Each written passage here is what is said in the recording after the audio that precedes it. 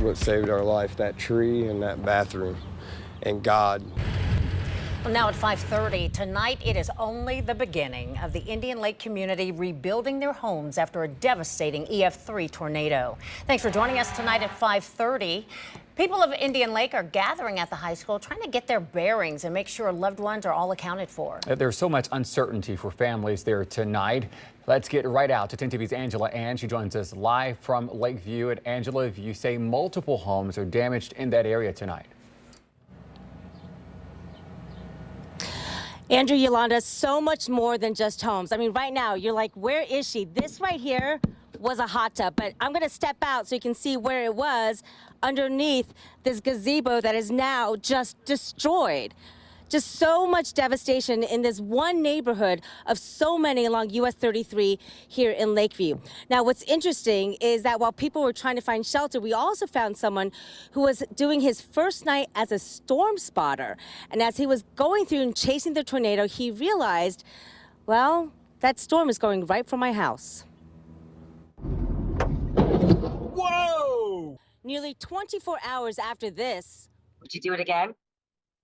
Absolutely.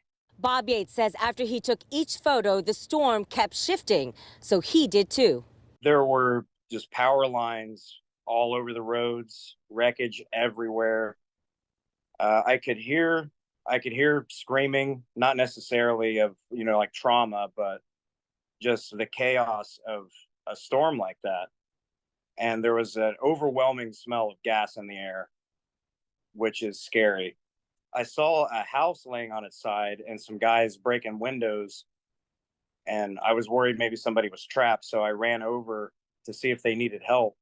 I had a guy come up to me. I felt terrible because I'm taking pictures of his house, and he's pointing back behind him asking, "Is that my roof? Is that my roof?" I was like, man, I wish I had answers for you. Bob says his moment of fear came when he realized his family was in danger.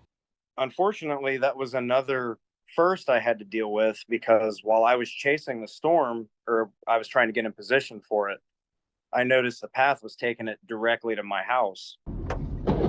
Whoa! It was a pretty gut-wrenching feeling.